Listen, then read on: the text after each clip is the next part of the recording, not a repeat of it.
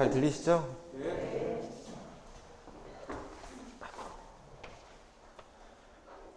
네.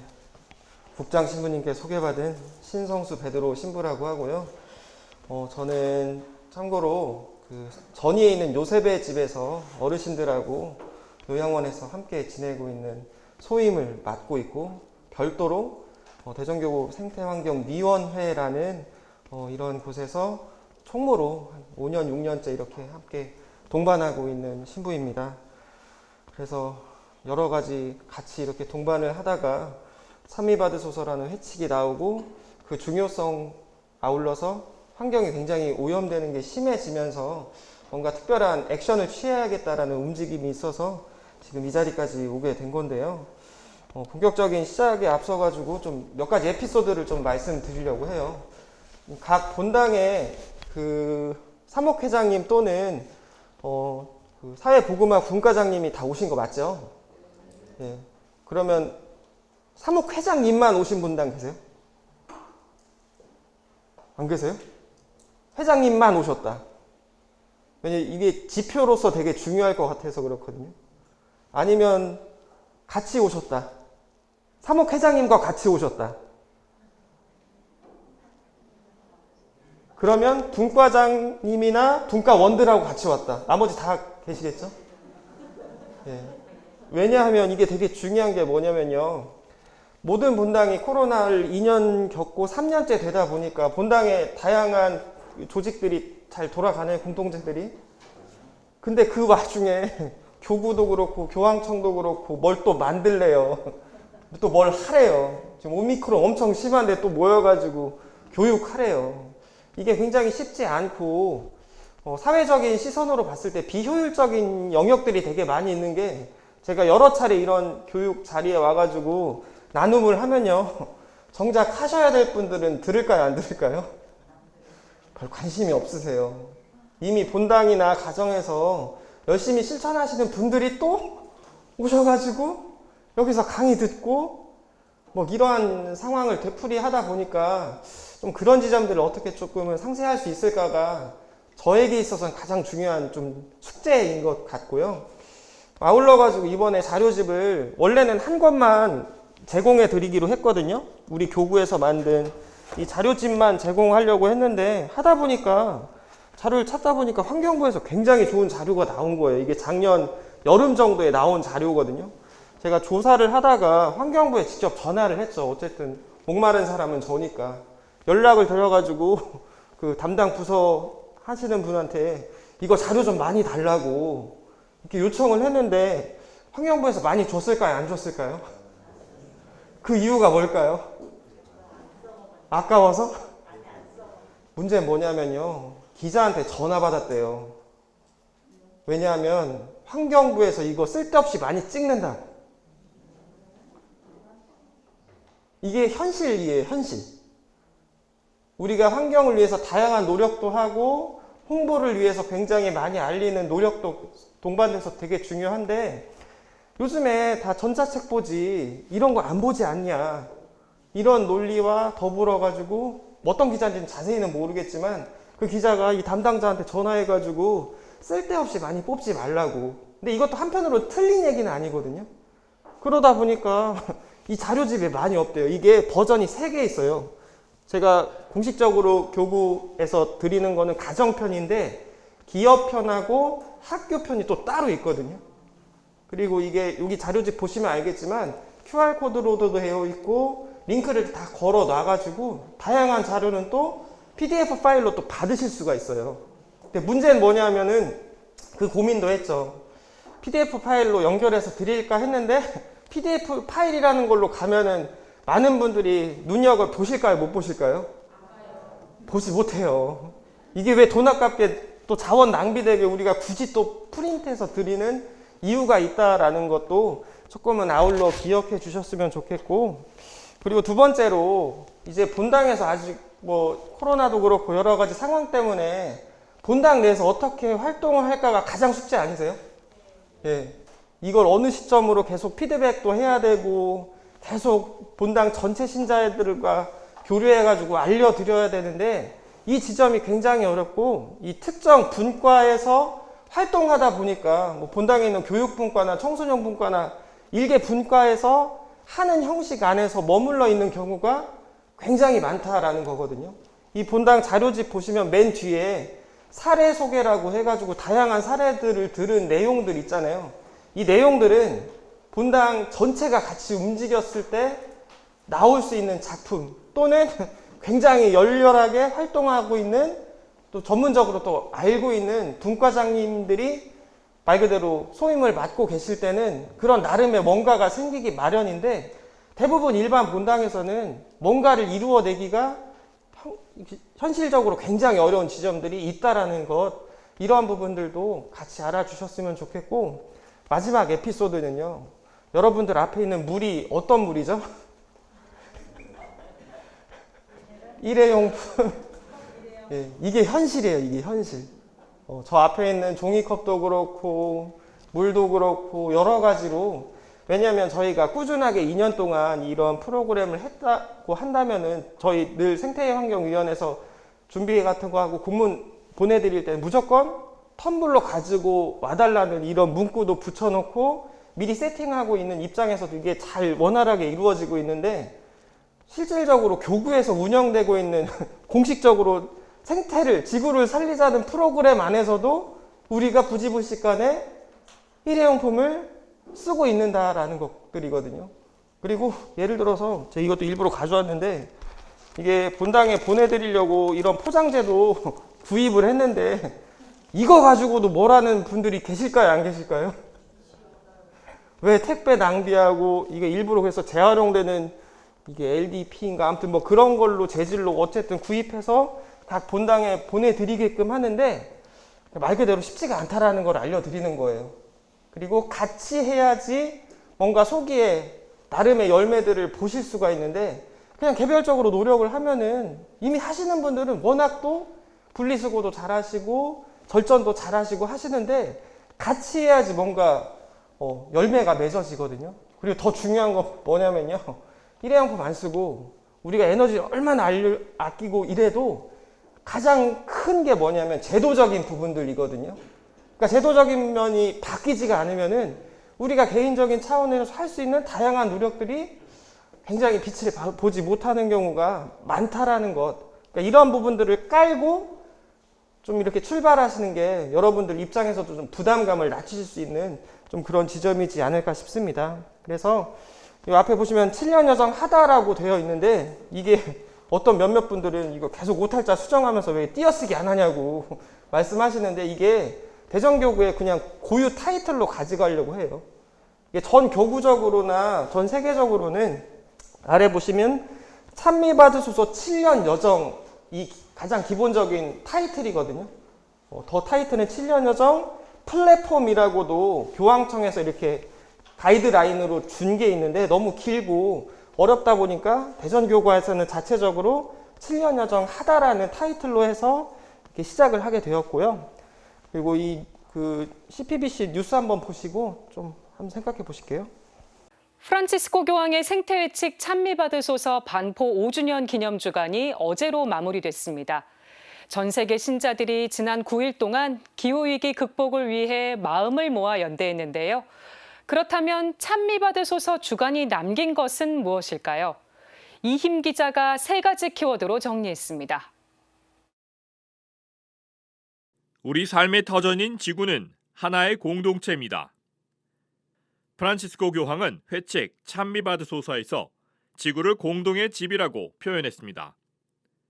인류는 물론 동물과 식물 등 모든 생명체가 함께 살아가는 공동의 터전이라는 뜻입니다. 찬미받으소서 주간의 첫 번째 키워드는 주인의식입니다. 이는 지금 인류가 겪고 있는 코로나19 사태만 보더라도 쉽게 이해할 수 있습니다. 전문가들은 코로나19 사태의 원인으로 기후변화로 인한 생태계 파괴를 꼽고 있습니다. 세계 석학들은 코로나19의 위기의 주요 원인을 기후변화라고 단언하고 있습니다. 에볼라, 사스, 메르스, 지카 같은 팬데믹이 발생한 것은 기후변화로 야생 생명의 이주가 시작되었기 때문이라고 합니다. 동물과 식물 그리고 바이러스까지 기후재앙을 위해 탈출하고 있다고 합니다. 서식지가 파괴되면서 이들이 인간 곁으로까지 다가왔고, 기후위기를 막으려면 각자 지구라는 거대한 집의 주인이라는 주인의식이 필요합니다. 자신의 집이 더러워지고 더워져서 생명이 죽어가는데도 방치할 주인은 없기 때문입니다. 찬미받으소서 주간은 신자들에게 지구에 대한 주인의식을 일깨워 주었습니다. 두 번째 키워드는 실천과 행동입니다. 한국천주교 주교단은 지난 8일 발표한 기후위기 성명에서 모든 그리스도인들에게 당장 나설 것을 촉구했습니다. 기후변화에 관한 정부 간 협의체의 1.5도씨 특별 보고서는 이제 지구의 평균 기온이 0.5도만 더 올라가면 돌이킬 수 없는 기후 재난이 닥친다고 경고했습니다. 당장 구체적인 실천과 행동이 필요한 이유입니다. 본당에선 성당에 태양광 시설을 설치하거나 성당 담장을 없애고 생명 농산물 직거래 장터를 여는 일, 본당의 텃밭을 가꾸는 것도 신자들의 생태 감수성을 불러일으킬 수 있습니다. 주일학교 아이들에게는 주교회의 생태환경위원회가 제작한 교리교재 지구를 위해 하다를 더 적극적으로 교육해야 합니다. 신자들은 에너지를 아껴 쓰고 일회용품 사용을 줄이는 노력이 필요합니다. 세 번째는 기도입니다. 자연에 대한 책임감을 신앙의 일부로 인식하고 실천과 행동에 소홀함이 없도록 기도하며 깨어 있어야 합니다. 특히 지구가 소유물이 아닌 선물임을 자각해야 합니다. 이를 위해 찬미받으소서 반포 5주년 기념 공동 기도문을 자주 바칠 필요가 있습니다. CPBC 이심입니다. 마이크가 바뀌었네요. 제가 아까 왜 기도를 제가 하려고 했는지 일부러 이것 때문에 그래요. 그래서 기도 같이 한번 그 의미를 되새기면서 하시려고 그 자료집 보면 맨 앞에 초록색으로도 되어 있으니까요. 끝까지 천천히 한번 받쳐보시도록 할게요. 성부와 성자와 성령의 이름으로. 전능하신 하느님께서는 온 세계에 계시며 가장 작은 피조물 안에 계시나이다. 존재하는 모든 것을 온유로 감싸 안으시는 하느님, 저희에게 사랑의 힘을 부어주시어 저희가 생명과 아름다움을 돌보게 하소서. 저희가 평화로 가득 차 한 형제 자매로 살아가며 그 누구에게도 해를 끼치지 않게 하소서. 오 가난한 이들의 하느님, 저희를 도와주시어 저희가 하느님 보시기에 참으로 소중한 이들, 이 지구에 버림받고 잊힌 이들을 구하게 하소서. 저희 삶을 치유해 주시어 저희가 이 세상을 약탈하지 않고 보호하게 하시며 오염과 파괴가 아닌 아름다움의 씨앗을 뿌리게 하소서. 가난한 이들과 지구를 희생시키면서 이득만을 추구하는 이들의 마음을 움직여 주소서. 저희가 하느님의 영원한 빛으로 나아가는 여정에서 모든 것의 가치를 발견하고 경애로 가득 차 관상하며 모든 피조물과 깊은 일치를 이루고 있음을 깨닫도록 저희를 가르쳐 주소서. 하느님, 날마다 저희와 함께 해주시니 감사드리나이다. 비오니 정의와 사랑과 평화를 위한 투쟁에서 저희에게 힘을 주소서. 아멘. 성부와 성자와 성령의 이름으로. 이 기도문도 재밌는 게요. 이 기도문을 그래서 다시 본당에 이렇게 찍어가지고 보내주냐라는 의견도 나왔거든요. 어떻게 하는 게 나을까요? 일상 안에서 많이 바치게 하기 위해서 이 기도문을 또 따로 프린트해서 드려야 되나 말아야 되나.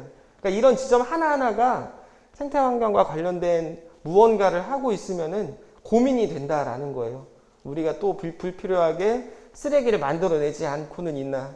기도를 평소 때 하자고는 하는데 좀 그런 지점들을 우리가 어떻게 잘 알려드려야지 많은 분들께서 함께 동참할 수가 있을까. 이런 지점들을 늘 고민하면서, 그러니까 생태환경이나 뭐 교구에서 특정 누군가만 이런 고민을 하고 있는 게 아니라 적어도 여기 계신 모든 분들은 이 고민의 첫 단계에서 함께 하실 분들이라는 거 잘 기억해 주시면 좋겠고요.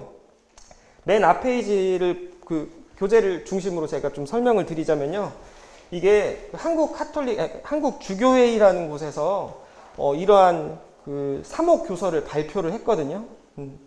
그리고 이거를 굳이 또 이 자료집에 넣은 이유가, 어떤 신부님도 저한테 물어보세요. 근데 왜 7년 여정이야? 근데 이거 왜 해, 우리? 근데 이거 보시면은 다 나와 있는데, 말 그대로 아까도 국장신부님께서 잘 설명을 해 주셨지만, 교회 안에 상징적인 7이라는 숫자도 있고요. 그리고 또 다른 의미 중에 하나가, 이게 2017년에서 18년 정도의 자료로 기억하는데, 지금 산업혁명 이후에 지금까지 지구의 평균 기온이 몇 도 올랐다고 들으셨죠? 예, 1.01도, 1.1도 정도 올랐다라고 하는데, 그 이후에 우리가 마지노선으로 잡는 영역이 1.5도 정도 되거든요. 근데 대충 계산을 해봤는데, 전 세계적으로 1.5도라는 그 마지노선을 지키기 위해서는 우리가 쓸 수 있는 탄소 배출량을 어느 정도 과학자가 계산을 해봤는데 4,200억 톤 정도 된대요. 10년 정도 계산했을 때. 근데 이거를 1년으로 계산했을 때 420억 톤씩 매년 2017, 18년 기준으로 배출을 하고 있는데, 그 기준으로 봤을 때는 2027년이면은 우리가 쓸 수 있는 마지노선인 4,200억 톤을 다 소진한다라고 하더라고요. 참고로 우리나라는 몇 억 톤 정도 배출하고 있을까요? 우리나라도 기후 악당 국가로 분류된 굉장히 많이 배출한 나라 중에 하나거든요. 우리나라가 한 6억에서 7억 톤 정도 배출한다고 하더라고요. 그러니까 이러한 다양한 데이터를 바탕으로 해서 정말로 우리가 각성을 하고 지켜나가야 될 시간들이 10년 정도밖에 남지 않았다라는 게 2017에서 18년 정도의 기준이었고, 이를 바탕으로 교회에서 상징적인 7이라는 숫자와 함께 적어도 계산해 보니까 2020년에 이거를 결정을 했으니까 우리에게 남은 시간이, 절박한 시간이 7년밖에 남지 않았다라는 이러한 초대로 좀 이해를 해주시면 좋을 것 같아요. 그래서 그와 관련해 가지고 한국교회에서 어떠한 활동을 해야 되는지에 대한 큰 가이드라인이 말 그대로 재작년에 2020년에 10월 달에 가이드라인이 발표가 됐고, 그 이후에 뭐 5년 여정, 5주년 기념, 그 다음에 7년 여정으로 이렇게 이어지는 시간이 되는 것입니다. 그래서 이 목차를 보시면요, 제가 일부러 이걸 좀 구체적으로 알려드리는 이유가, 여러분들이 이제 본당 가서 알려드려야 돼요. 주임 신부님도 알려드려야 되고, 나머지 분과원들이나 별 관심 없는 분들이 이렇게 하나하나씩 물어볼 거 아니에요. 왜 7년이래? 그럼 뭐부터 해야 된대? 그럼 어떻게 해야 된대? 이런 거 물어보실 때 좀 우선순위를 알고 역사적인 배경을 우리가 조금은 알 필요가 있겠다라는 것이거든요. 그래서 중요한 거는요, 7년 여정 하다에 다 담겨져 있어요. 거기에 방법론 3개가 제일 중요하거든요. 첫 번째가 의식의 개선, 두 번째가 생활의 개선, 마지막 세 번째가 제도의 개선인데 3개 다 중요해요. 근데 가장 좀 여기 분과원으로서 활동하시는 분이 조금은 더 관심을 기울여 주시면 좋을 영역은 제가 봤을 땐 1번하고 3번이거든요. 2번은 많은 분들이 일상 안에서 하실 수 있는 영역인데 1번하고 3번을 놓치게 되면은 우리의 힘을 좀 많이 잃는 경우가 많이 있더라고요. 그러니까 알면은 사람들이 더 많이 하거든요. 그러니까 모르니까 뜨뜻미지근하게 움직이는 부분들도 있고, 그리고 마지막으로 3번이 중요한 이유가 우리나라가 6억에서 7억 톤 정도 배출을 한다고 했잖아요. 일상 안에서 배출되는 비중은 13% 정도밖에 안 된대요. 근데 우리나라 대기업 포스코가 배출하는 비중이 이 6억에서 7억 톤 정도 되는 비중 안에서 10분의 1이 차지하고 있거든요. 그러니까 그 정도로 차이가 엄청나게 많이 있고, 영역에 따라서 요즘 공정 많이 얘기하잖아요. 공정한 배분을 한다면은 많이 배출하는 곳이 많이 책임을 져야 되는데 일상 안에서 백날 이거 일회용품 안 쓰고 해도 큰 효과가 없는 것도 사실이거든요. 그러니까 이런 부분들을 잘 고민해 본다면은 이 세 가지 영역을 잘 염두해 주시고 어느 영역에 우리가 조금은 더 힘을 기울여야 되는지 조금은 더 전략적으로 가시면 좋을 것 같다라는 거예요. 그래서 뭐 인사말은 뭐 평이한 건데 어쨌든 이게 일부러 하나 문구를 뺀 게 바로 지금이 그 실천할 때입니다. 우리 김종수 주교님께서 아주 특별히 해주신 말을 뽑았고요. 두 번째, 여기서부터 본격적인 시작인데 공동의 집에 무슨 일이 일어나고 있습니까? 라는 이 찬미받으소서의 회칙의 타이틀이기도 하거든요. 교황님께서는 지구라는 그러한 우리가 살고 있는 터전을 공동의 집, 모두가 함께 연결되어 있다라는 취지로 해석을 하셨어요. 그리고 옆에 있는 문구, 이제 더 이상 미래 세대나 특정 나라가 아니라 우리들에게 닥친 일입니다. 이 얘기는 혹시 누가 했는지 들어보신 분? 이게 최재천 교수님이라고요. 그 생물 다양성, 생명 다양성과 관련된 주제로 강의를 많이 하시는 분이 하신 최근의 멘트인데요. 옛날 같으면은 우리가 그런 얘기 많이 했잖아요. 우리가 지금 쓰고 있는 거는 우리 후손 세대들에게 물려줘야 될 귀중한 자연 환경입니다라는 취지로 굉장히 많이 얘기를 했는데 지금은 그 미래 세대가 아니라 바로 지금 우리들에게 닥친 얘기라는 게 오늘 오실 때 미세먼지나 초미세먼지가 어떠했나요? 예, 굉장히 안 좋아지고 있는 게 매년 해를 거듭하면서 우리가 체감하며 살고 있거든요. 그리고 특정 지역이나 나라가 아니라는 이유가 옛날에는 못 사는 나라들, 뭔가 인프라가 부족한 나라들의 이런 피해가 더 심했다라고 했는데 작년 기억만 떠올려 보셔도 독일도 그렇고 유럽 선진국도 그렇고 이런 기후 재난으로 자유로운 나라가 없다라는 거거든요. 그렇기 때문에 더 이상 너네 얘기나 너네 나라 얘기가 아니라 바로 지금 우리에게 닥친 문제라는 거를 우리가 더욱더 자각할 필요가 있겠다라는 거고요. 옆에 있는 그림이 이게 뭐 맥케이라고 해가지고 그레임 맥케이라고 해가지고 그 외국의 캐나다 어느 신문사에 만평 그리는 사람이 그렸던 그림인데 코로나가 심해지면서 이 그림이 굉장히 유명하게 됐거든요. 영어 잘하시니까 대충 이해 가시죠? 밑에 책 보면 또 나와 있어요. 그래서 여기 보면은 손만 잘 씻으면 모든 게 잘 지나갈 거다라고. 그러니까 이게 대부분 그냥 좀 관심 없는 사람들, 일반적으로 누군가가 해주겠지 이런 마인드이고, 우리가 지금 벌벌 떨고 있는 이 지금 겪고 있는 오미크론 뭐 10,000명 넘고 10몇만 명 넘고 하고 있는 이거고, 조금 더 깊이 가고 있으면은 경기 침체. 근데 문제는 뭐냐면 더 거대한 파도가 이게 뭐라고요? 기후? 이게 기후 변화, 기후 위기, 뭐 기후 뭐 대응 뭐 이렇게 다양한 표현을 하는데 기후 변화라는 표현은 너무 야하다라고 해가지고 최근엔 기후 위기 그리고 더 나아가서 기후 대응이라는 표현으로 바뀌고 있는데요. 근데 이 그림, 이 사파를 여기는 넣었는데 업데이트된 사파가 있는 거 들어보셨어요? 업데이트된 사파 이게.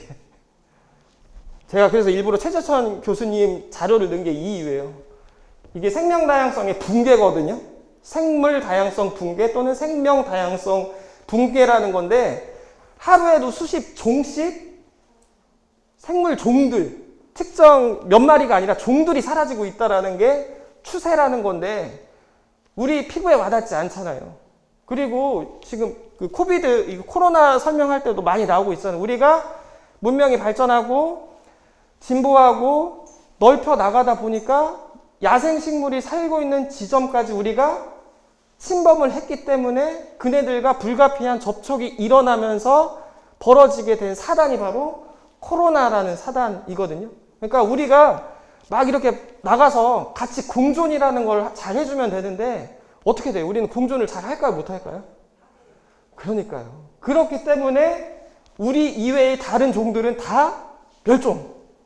이 강의 보시면 그 척추동물의 몸무게를 그냥 환산을 해가지고 다 더했을 때는 호모사피엔스라는 종이 몇천 년 전만 하더라도 전 지구의 모든 무게를 합쳤을 때 1%가 안 됐대요. 근데 지금 오늘날 현재 우리가 잡아먹으려고 키우고 있는 가축들이 있잖아요. 5종류가 대부분인데 이거 다 더하면은 지구상에 있는 다른 야생동물하고 비교했을 때 차이가 또 얼마나 날까요? 다 합하면요 95%가 넘는데요. 이게 추정하는 데이터에 따라 다르긴 하지만 그만큼 역전을 시킨 거거든요. 그러니까 전 세계에 5%가 안 되는 야생동물이 지금 허덕이고 있는 거고, 나머지 대부분의 종들은 우리 호모사피엔스라고 불리는 종들이 다 점령해버리는, 그러니까 이게 기후위기보다 더 심각한 위기라고 하거든요. 옛날에 삼각형 그려놓고 생태 피라미드라고 해가지고 그런 거 보셨잖아요. 미국에 뭐 어디 늑대 막 죽이니까 막 위아래로 다 영향을 미쳤다. 지금 그 상황이 되풀이되고 있는 시점인데 코비드 때문에 허덕이고 있는데 지금 우리가 대비해야 될 가장 또 다른 큰 숙제가 하나가 바로 이 생명 다양성의 붕괴라고 하는 것들도 조금은 이 자리에서 더 기억해 주시면 좋다라는 거예요. 그리고 이 자료집을 보셔도 알겠지만 이 일련의 흐름들이 있어요. 여기서 조금은 더 주목해야 될 게 2018년에 IPCC 총회라는 게 인천 송도에서 했거든요. 그 일전에 파리 기후 협약이라는 곳에서 이게 바로 찬미받으소서가 요것 때문에 2015년 5월 24일 날 반포된 의도도 있거든요. 국제적으로 생태환경에 대한 액션을 취하기 위한 이런 총회에 뭔가 영향력을 행사를 해서 조금 더 우리가 결단을 내리자라는 그런 의도가 있었는데, 여기서 협의한 것 중에 하나가 1.5도에서 2도씨 정도 되는 수준으로 우리가 조정을 하다. 근데 강제력은 있을까요, 없을까요? 굳이 없었거든요. 근데 불과 2015년에서 3년 정도 지내서 그 전문 과학자들이 더 계산을 해보고 한 결과, 제가 아까 말씀드렸듯이 탄소 배출량이 4,200억 톤이 남았다라는 게 여기서 나온 거거든요. 더 계산을 해봤는데 우리가 2도씨 정도 가지고는 우리가 그 이후의 시간을 감당해내지 못한다 해가지고 이때부터 1.5도씨로 다시 재조정을 하자라는 얘기가 나온 거고, 그리고 가장 최근 작년 여름 정도에 IPCC라고 불리는 이 기후와 관련된 다양한 정보를 취합해서 공식적인 데이터로 이렇게 전달해주는 이런 기구가 있는데, 여기서 보고서를 냈어요. 이 앞에 있는 보고서는 특별 보고서라고 하고, 이거는 6차 정례 보고서라고 하는데, 이 보고서에서는 다양한 요인들이 있을 거 아니에요. 화산도 있고 자연적으로 발생하는 따뜻해지는 현상이라고도 해석을 많은 다양한 과학자들이 했는데, 여기서 공식적으로 지금 기후가 이렇게 올라가고 있는 결정적인 원인이 99%가 누구에게 있다고요? 인간에게 있다라는 거를 여기서 이렇게 얘기를 해주고 있는 거예요. 그러니까 이러한 그 이전에도 카톨릭 안에서도 그렇고 환경단체에서도 부르짖고 있었지만, 과학적으로도 이런 얘기들이 공식적으로 나와 있기 때문에 우리가 더 이상 좌시할 수가 없다라는 게 이러한 세계적인 흐름이고, 그 흐름 안에서 교회는 다양한 목소리에 응답을 많이 해왔잖아요. 근데 카톨릭 교회가 예전에는 그냥 그 신앙과 관련된 이야기에서 주로 목소리를 냈다면은 산업혁명 이후에는 그 산업혁명으로 말미암아서 벌어지는 인간의 소외, 착취 이러한 부분과 관련해서 이게 좀 못하났어요. 레오 13세인데 아무튼 이 교황님께서 새로운 사태라는 사회교리 회칙을 내시면서 본격적으로 시작이 되게 되었고, 그 이후에 제2차 바티칸 공의회와 다양한 교황님들의 언급을 통해서 교회가 더 이상 사회가 극단적으로 가는 것을 우려하고 막아야 된다라는 흐름들. 최근에 또 러시아하고 우크라이나 싸움 나고 있는 거 아시죠? 그래서 제 수요일 날 우리 신앙인들이 그 평화를 위한 그 노력 중의 일환으로 뭐 단식도 하고 기도도 하고 이러한 부분들이 교회가 끊임없이 대사회적으로 이러한 부분들의 목소리를 낸다라는 거고, 이게 굉장히 중요해요. 그런 과정 안에서 주로 교회는 경제적이고 뭔가 이념적인 부분에 주로 관심을 가지고 목소리를 높여왔다가 2000년대가 넘어서면서부터 이 주제, 생태 환경과 관련된 주제가 너무 심해지다 보니까 교회에서 공식적으로 가르침을 내게 된 거예요. 아까도 프란치스코 교황님 이후에 회칙이며 권고가 굉장히 많이 나왔다라고 하는 이유도 바로 여기에 있는 거고, 이례적으로 어느 정도 수준은 권고라는 수준으로 가르침을 내거든요. 권고 해주셨으면 좋겠습니다. 근데 이게 교회법적으로 의무는 아닐 수 있는데 회칙이라는 거는 느낌이 좀 다르거든요. 이거는 해도 되고 안 해도 되는 수준이 아니라 이거는 우리 교회가 반드시 해야 될 우리 소명, 성덕으로서의 소명으로 해야 된다라는 지점이 찬미받으소서 2015년에 나온 회칙인데, 이게 생각만큼 파급이 덜했거든요. 뭔가 이거 발표하고 파리 기후 협약도 있고 이렇게 하면은 많은 사람들이 각성을 해서 우리가 좀 결단을 내리고 해야 될 텐데, 2018년에 인천 송도에서 이거 했을 때도 사람들이 알았을까요? 몰랐을까요? 저도 몰랐어요. 활동하고 있는 저마저도 별 관심도 없고 그냥 무슨 국제적인 행사 또 끌어다가 하는구나 정도로만 이해를 했지, 디테일하게 이게 무슨 의미인 거고 뭐 어떻게 가야 된다라는 것들 몰랐는데 하다 보니까 느낀 거고, 재작년에 5주년 행사라는 거를 1년 동안 했는데 코로나 1년째 닥쳤던 해거든요. 그러니까 그때가 바로 저 본당에 있었을 때거든요. 그때 여기 옆에 있는 본당에 있었을 때인데 정신이 없었어요. 우선은 오랜만에 본당 가니까 적응도 안 되고, 근데 본당에 사람이 있어요? 없어요? 없어요. 그러니까 하고 있는 게 뭐예요? 미사 시작 후 찬미바르소 5주년 기념 기도 이거 하고 있는데 사람들이 기도 잘 할까요? 안 할까요? 기도하면서 딴 생각하고 있고 그냥 주송자만 기도하고 있고 그렇게 1년을 허비한 거예요. 그러니까 이러한 시간들을 보내다 보니까 교회에서도 이거는 부족하다. 단순히 이거 이벤트성으로 하다 보면은 아무것도 안 된다 해가지고 결론적으로 나온 게 7년 여정을 각 지역교회에서 조금 더 체계적으로 움직이자라는 초대를 한 거거든요. 그래서 이게 2017년에 공식적으로 우리 교구에서 이 회칙이 나오고 난 이후에 각 개별 교회에서 생태환경과 관련된 부서를 만들어라 해서 만든 거고, 그 이후에 아까 작년에 9월 27일 날 월요일 날 했는 거예요. 이게 그거예요, 딱. 사람들 있어요, 없어요? 신부님들 많아요, 저. 이때가 또 안타깝게도 대전 지역에 거리두기 4단계로 한참 뛰었을 때예요. 그러니까 이러한 요소들이 곳곳에 있는 거예요. 여러분들이 본당에서 활동하기 어려우신 것처럼 마찬가지로 텅 비었어요, 그냥. 안 할 수도 없고. 왜냐하면 이게 5월 24일 날 작년에 출범을 했기 때문에 얼른 해야 되는데, 우리 대전교회엔 또 무슨 사건이 또 있었는지 아시죠? 사건? 유주교님이 대주교님 되시면서 교구장 자리가 공석이 된 거예요. 그러다 보니까 더 갈피를 잃고 확인은 해야 되겠는데 해가지고 어쨌든 한 거예요. 작년에 이런 리플렛도 만들어가지고 작업을 해서 많이 알렸는데, 이거 보신 분들 계세요, 좀?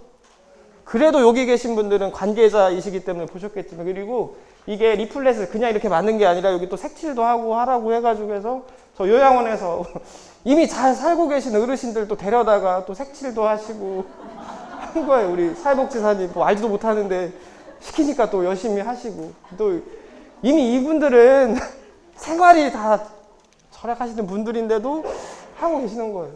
그래서 이게 아까 말씀드린 1.5도씩에 대한 마크나이너스라는 이 책에서 나온 거거든요. 왜 1.5도시냐? 1.5도가 넘어가면은 티핑 포인트라고 해가지고 우리가 돌아올 수 없는 강을 건넌다라는 의미거든요.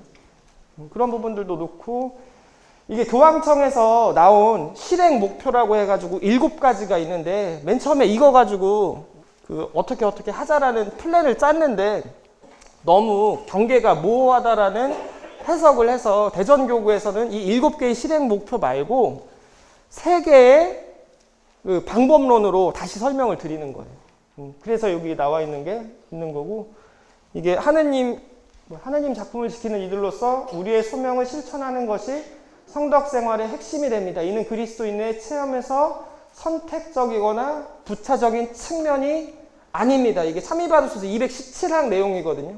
그러니까 이게 해도 되고 안 해도 되는 게 아니라 지금 오늘날 우리들에게 있어서 가장 시급한 과제, 성덕 과제라는 거니까요. 이게 단순히 특정 분과에서만 하고 니들 열심히 하고 우리하고 뭐 할 때 옆에서 도와줄게 이 차원으로 하면은 아무것도 할 수 없다라는 게 좀 핵심이다라는 거예요. 그래서 다양한 플랫폼과 로드맵, 요게 이따 보시면 로드맵이라는 걸 제공해가지고 가야 되는데 2020년 12월 문재인 대통령은 2050년까지 탄소 중립을 달성하겠다고 선언했습니다. 2050년 대한민국 탄소 중립 비전을 마련했습니다. 탄소 중립이라니 뭔가 좋은 것 같긴 한데 이게 정확히 뭘 말하는 거고 탄소 중립을 하려면 어떤 걸 해야 하는 걸까요? 문재인 대통령이 2050년까지 탄소 중립을 달성하겠다고 오늘 선언했습니다. 탄소 중립이 되겠습니다. 탄소 중립을 향한 변화기는 탄소 중립 선언. 사람들은 살아가면서 여러 활동을 하는데요. 이 과정에서 다양한 방법으로 온실가스가 배출됩니다. 이렇게 발생되는 온실가스는 대기 중으로 배출되면서 지구를 점점 더 덥게 만들죠. 이 온실가스 중에 가장 큰 비중을 차지하는 것이 바로 이산화탄소입니다. 그런데 이렇게 공기 중에 있는 탄소는 나무나 토양, 바다를 통해서 다시 흡수되기도 하는데요. 탄소 중립이란 이렇게 대기 중으로 배출되는 탄소의 양과 대기에서 흡수되는 탄소의 양이 같아지게 만드는 것을 이야기합니다. 지금 우리나라에서는 1년에 약 7억 톤 정도의 이산화탄소를 배출하고 있습니다. 그런데 반대로 대기 중에서 산림을 통해 흡수되는 탄소의 양은 4,200만 톤 정도입니다. 앞으로 공기 중에서 탄소를 빼내는 신기술을 활용하겠다고 하는데 이건 신기술인 만큼 아직 실효성이 없고 그 효과를 장담할 수가 없는 상황이라서 결국 탄소 중립을 이루기 위해서는 지금부터 우리나라의 탄소 배출량을 빨리 파격적으로 줄여야 합니다. 탄소 배출량을 줄이려면 무엇보다 석탄이나 가스 같은 화석 연료를 쓰지 않는 게 가장 중요합니다. 지금까지 화석 연료로 사용하던 것들을 전기로 대체해야 하는데 이 전기를 만들 때도 화석 연료를 쓰면 안 되는 상황인 거죠. 이렇게 어렵고도 새로운 국면에서 이 빈자리를 채워줄 수 있는 해결책이 있는데요. 바로 재생에너지입니다. 우리나라의 경우 현재 태양광, 풍력, 수력, 바이오에너지 등 재생에너지를 전부 합쳐도 전체 전력 생산량의 5% 정도밖에 안 되는 상황입니다.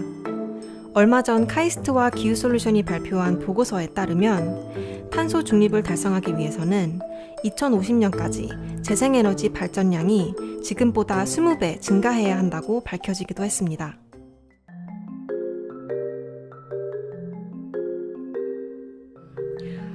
이유를 간단하게 3가지 정도로 들 수 있겠는데요. 과도한 규제, 가격의 하락, 인프라의 부족 이렇게 얘기를 할 수 있을 것 같아요. 과도한 규제는 태양광 사업자가 태양광을 막상 설치하러 갔을 때 자리가 없는 거예요. 왜냐? 주택으로부터 100m, 도로로부터 300m, 공공시설로부터 500m 떨어져야 한다. 이런 규칙들을 지자체별로 다 정해놓은 거예요. 가격이 엄청 많이 하락하고 있어요. 그래서 몇 년 전만 해도 내가 태양광 설치해서 이 정도 돈을 벌겠지? 라고 예상했던 것보다 수익률이 엄청 많이 떨어지고 있는 거. 3번째는 인프라 부족인데 이런 재생에너지 설비들을 새로운 차로 비유를 한다면 이 차들이 다닐 도로가 없는 거예요. 그래서 빨리빨리 재생에너지가 만들어졌으면 이 전기가 집에도 가고 공장에도 가고 이렇게 도로를 따라서 가야 하는데 재생에너지 설치에도 영향을 미치고 있다. 이렇게 볼 수 있겠습니다.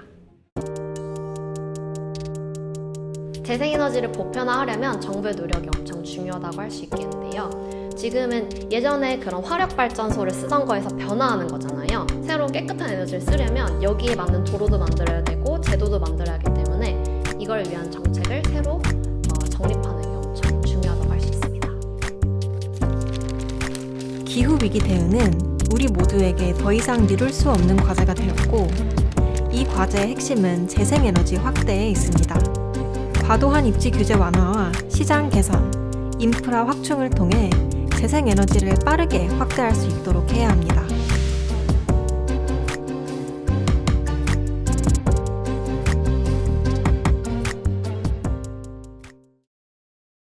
이게 그래서 이 나름의 로드맵을 개요로 그린 거예요. 구체적으로 그려서 제공을 해드리지 못하는 이유는 아직 체계적으로 교구 안에서도 뭔가 플랫폼 같은 게 좀 아직은 협의된 내용이 없거든요. 근데 가장 주된 내용이 뭐냐면요. 본당에 쓰고 있는 전기 에너지는 뭘로 바꾸자? 태양광. 근데 이 태양광으로 바꾸자다는 이 논의에 대해서 반발이 어떨까요? 엄청 심하거든요. 그리고 실질적으로 본당 안에서 장소가 협소해서 못하는 본당들이 또 많은 것도 현실이고, 그럼에도 불구하고 이걸 바꿔내지 않으면은 아까 탄소 중립 이야기도 나오고 NDC라는 것도 들어보셨나요? 나라마다 이 탄소를 얼마만큼 기여를 줄여나가는 이런 그 수치인데, 이게 우리나라에서 2030년까지 40%를 줄이겠다라고 발표는 했거든요. 맨 처음에 27%로 발표했다가 엄청 시민사회나 외국한테 욕먹고 40%까지 늘려는 놨는데, 이 수치가 이제 2022년이니까 몇 년 남은 거예요? 8년? 7년? 남았는데, 문제는 뭐냐면은 이렇게 40%를 감축하기 위해서는 우리가 지금 쓰고 있는 전기 에너지가 지금까지는 6%에서 7%밖에 안 돼요. 재생에너지가.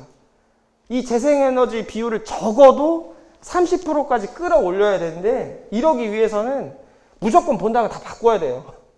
근데 이게 아직 협의가 잘 안 되고 다양한 얘기를 들어보지 못하고 아직 교구장 주교님이 안 나오신 관계로 그냥 두루뭉실한 차원으로, 권고 차원으로 하자고는 하는데 무조건 바꿔야 돼요. 그래서 수원교구나 다른 교구 같은 경우는 2040년까지 모든 교구 내에 있는 시설은 탄소 중립 100%로 하겠다고 선언을 한 이유가 바로 여기에 나온 거고요.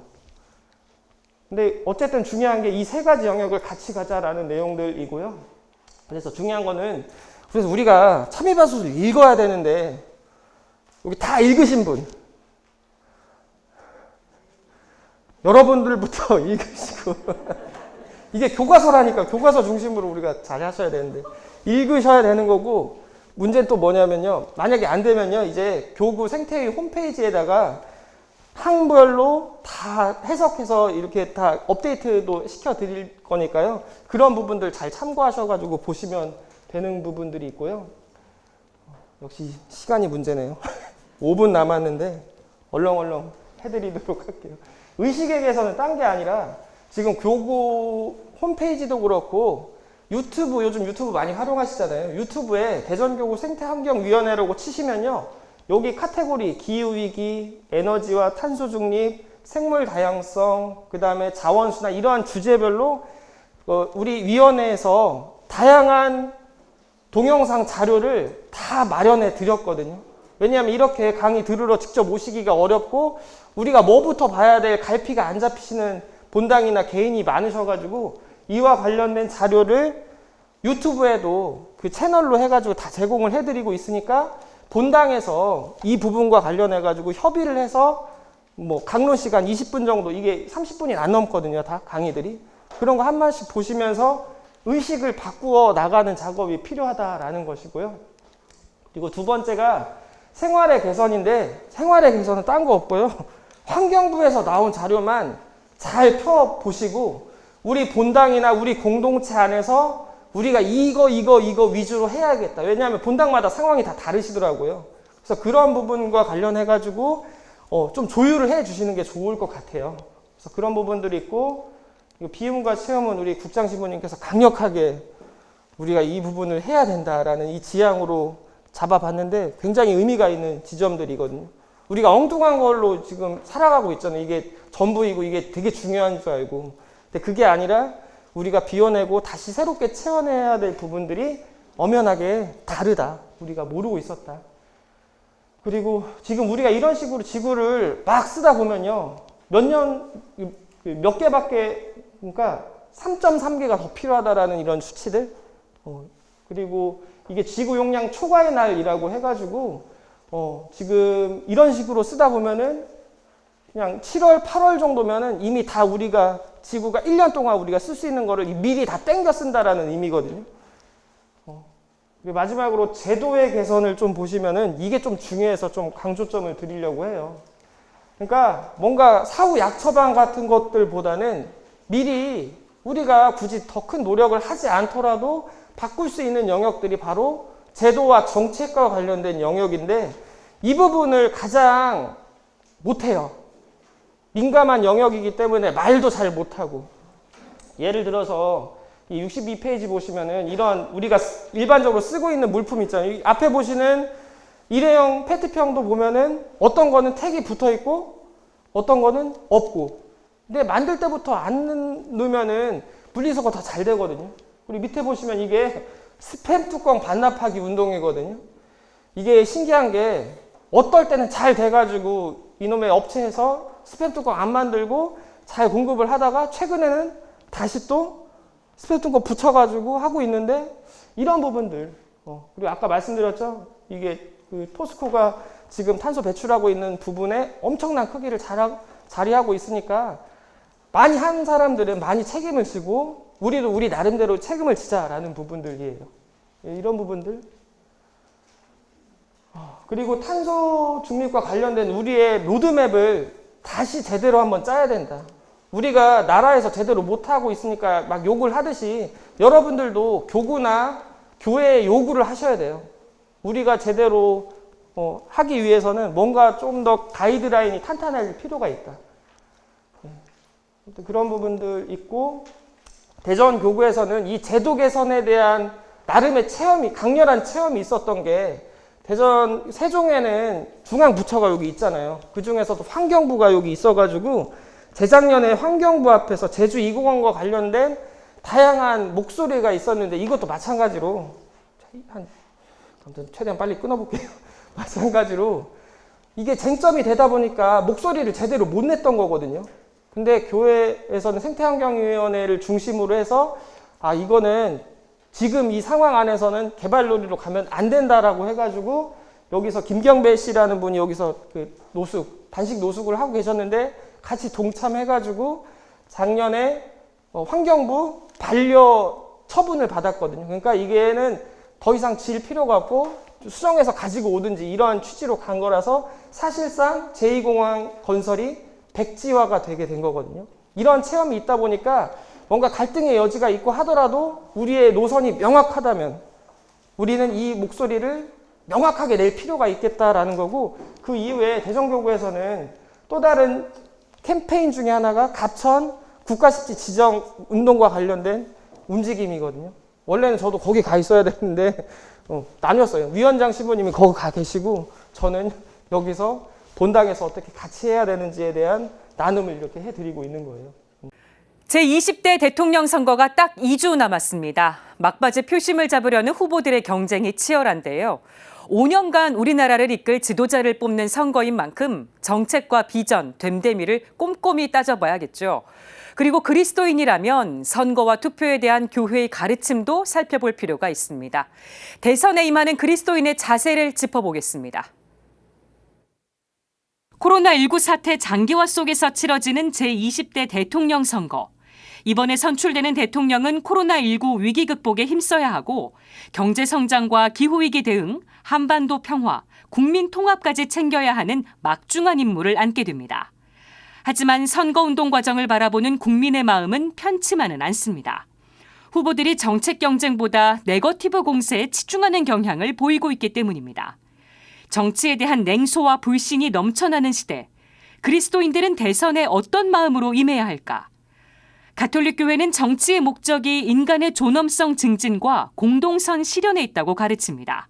그리고 민주주의를 높이 평가하며 선거 참여를 신자의 권리이자 의무로 규정합니다.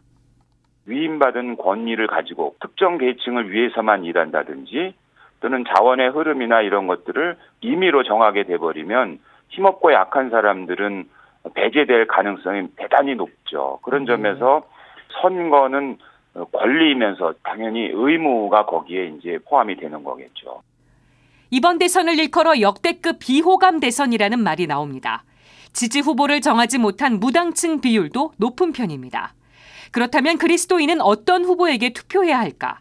박동호 신부는 연대와 정의를 기준으로 제시했습니다.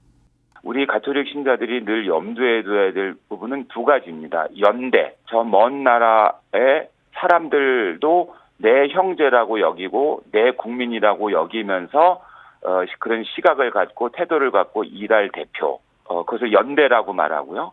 두 번째로는 이제 정의라고 합니다. 그걸 이제 세대와 세대 사이의 정의, 오늘과 내일 사이의 정의라 그러거든요. 특히 이제 이 생태 문제랑 관련해서. 박 신부는 정치 참여가 투표로 끝나선 안 된다고 말했습니다. 선출된 공직자가 공약을 잘 수행하는지 확인하는 것이 중요하다고 강조했습니다. 선거 때만 되면 참여니 뭐 권리니 의무니 이런 말을 하는데요. 그 참여의 권리는 선거가 끝난 다음에 지켜보는 것, 그다음에 바로잡는 것, 그다음에 격려하는 행위까지도 포함이 돼야 된다. 그것이야말로 진짜 참여의 권리를 제대로 행사하는 것이다. 이렇게 말할 수 있어요. 2주 앞으로 다가온 대선, 공동선 실현을 위해 그리스도인들의 현명한 선택이 필요한 시점입니다. 지금까지 앵커 리포트였습니다. 왜냐하면 이재명이라고 하더라도 뭔가 우리가 원하는 만큼의 움직임이 있을까요? 미약해요. 그럼에도 불구하고 우리가 교리 안에서 우리가 기준이들이 있잖아요. 단순히 우리 정권 교체나 뭐 이 사람 내가 마음에 드니까 이 차원이 아니라 우리가 앞으로 투표를 함에 있어서 적어도 이거는 교회의 가르침과 맞지 않는 정책을 하고 있는 이런 정치인들에게는 표를 줘야 돼 말아야 돼요? 안 주든지 아니면은 할 수 있게끔 목소리를 내는 게 중요하다라는 거예요. 왜냐 이거 말 잘못했다고 하는 뭐 누구 뽑지 말라, 누구 뽑으라는 오해로 갈 수 있는데 전혀 그러한 차원이 아니라 교회가 가르치고 있는 여러분들이 그 이후의 신앙을 위해서 투신하고 있는 이 가이드라인에 맞지 않다라는 지점들이 있으니까 이것도 뭐 이렇게 있다라는 거예요. 그래서 이러한 부분들이 다 녹아낸 게 바로 본당 안에서 이런 다양한 활동들이거든요. 근데 문제는 뭐냐면 아까 앞서도 말씀드렸지만 본당에 사목회장님이나 그리고 더 중요한 주임 신부님이 관심이 조금이라도 있으면은 뭔가 되는데 여러분들 혼자만의 힘으로는 굉장히 한계가 있을 수 있어요. 근데 또 다른 한편으로는 굳이 이 오미크론의 어려움에도 불구하고 여러분들을 한자리에 모아드린 이유가 우선은 여러분들 안에서 네트워킹이나 지구나 본당 차원으로 뭔가 아름아름 있으면은 저희가 여기에 다 일부러 본당하고 담당자들은 뭐 통해가지고 생태위를 통해가지고 연결을 다 시켜드릴 건데 이유가 뭐냐면은 사례가 없다. 어떻게 해야 될지 모르겠다. 어떻게 조직을 해야 될지 모르겠다라는 문의가 굉장히 많이 들어오는데 이런 부분과 관련해서 한번 읽어보시고 우리는 좀 뭔가 자리도 넉넉하고 하니까 태양광을 좀 해야겠다. 우리는 뭐 생태 뭐 시골 쪽에 있으면은 텃밭도 있고 하니까 이런 쪽으로 가야겠다. 이러한 부분들을 다양한 사례를 중심으로 여러분들이 각자 분과장님들이 연락해가지고 한번 도움을 얻으실 수 있다는. 최근에는 이거 나눔 냉장고 이런 부분들도 있거든요.